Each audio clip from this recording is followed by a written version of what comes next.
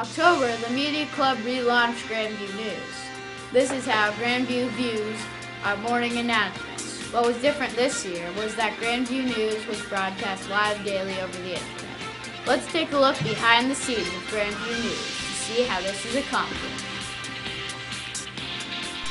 Prior to airing, Mr. Garrett asks for volunteers to take on various responsibilities of a live news broadcast. This is done the day before at the daily media club meetings. Students arrive a half hour before the broadcast. The anchors have only a few minutes to practice the script and become familiar with its content. The floor manager sets up the lighting and camera.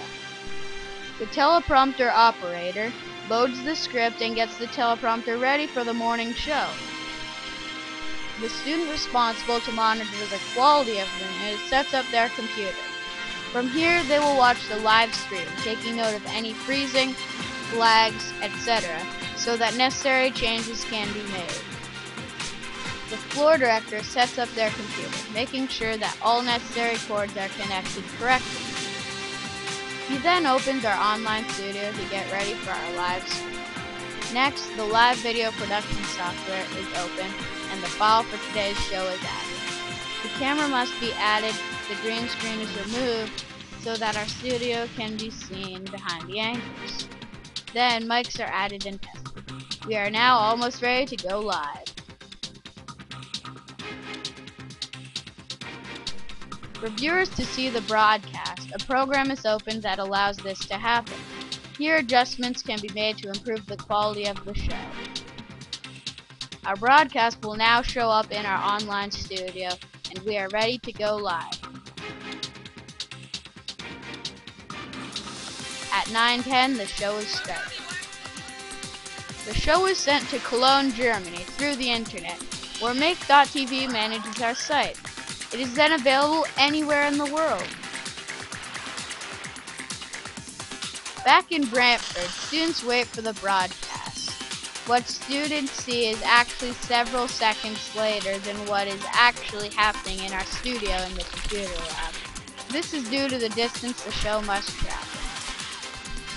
Back in the studio, the floor director controls what is being seen and heard by our viewers. Hand signals are used because everything in the lab can be heard through the anchor mic when they are on. 8 to 10 minutes later, the show is over and the studio is put away so that the computer lab is available for the first class of the day.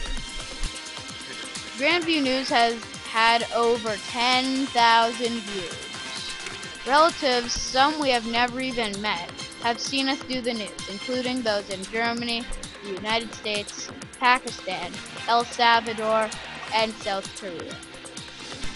The news is just one thing the Media Club does. We are also learning to use Blender. Blender is software that lets us create computer animations, like this domino simulation.